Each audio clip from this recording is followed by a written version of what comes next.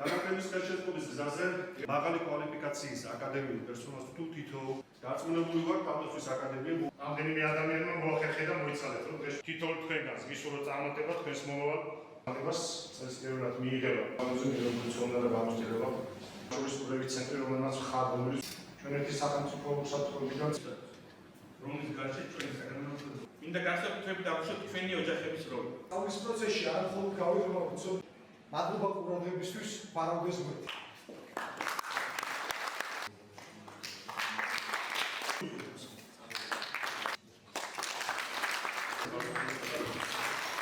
საქართველოს თავდაცვის სამინისტროს ერთ-ერთ მნიშვნელოვან პრიორიტეტს წარმოადგენს განათლება სისტემაში სამხედროებისათვის, მათი ოჯახის წევრებისათვის, ამისათვის სხვადასხვა მიმართულება არსებობს.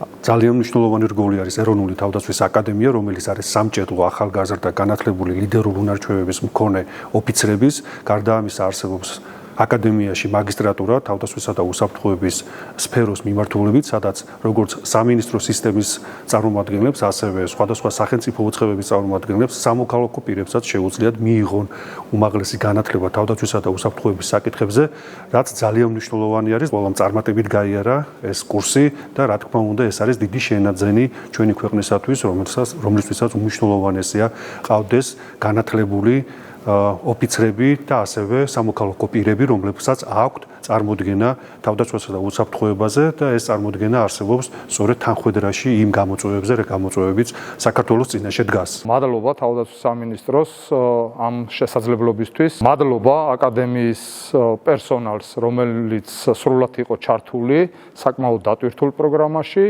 გვერდში გვედგა, მოგცა შესაძლებლობა, რომ გაგვეფართოებინა ჩვენი თვალთახედვა, აზროვნება და შემდეგ გამოვიყენოთ ეს ჩვენს როგორც სამსახურებრივ, ასევე პირად საქმიანობაში.